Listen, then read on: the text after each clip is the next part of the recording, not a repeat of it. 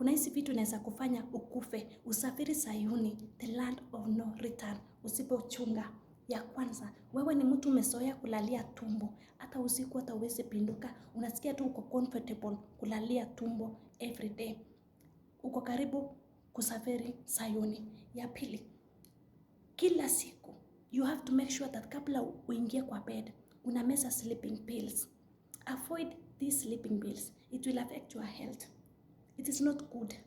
Utastukia tu umelala ukakosa kabisa kuamka asubuhi.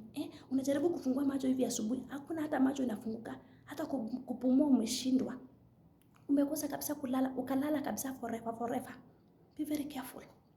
Kitu ya tatu, you are eating heavy food excess.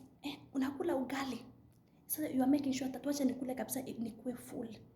Nikuwe very full. Hata uwezi kula hata ile ya kawaida. Unasema wacha tu nishibe kabisa nikule excess. Be very careful. Chungana na food yenye unakula excess kabla uende kulala. Sawa. Mwili inaweza kosa pumzi katikati ya usiku.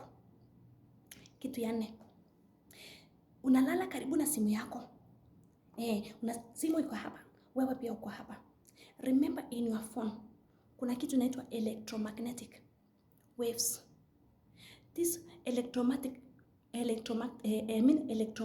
waves, it will affect your health.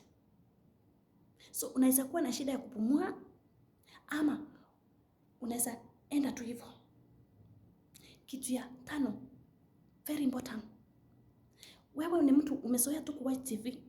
Umeketi hapa tu karibu na TV yako tu iko hapa karibu. So unasema no problem, wacha tu nilete blanketi as I'm sitting in my couch while I watch TV here, so that nikilala haina shida usingizi kinipepa nikiwa na watch hii movie.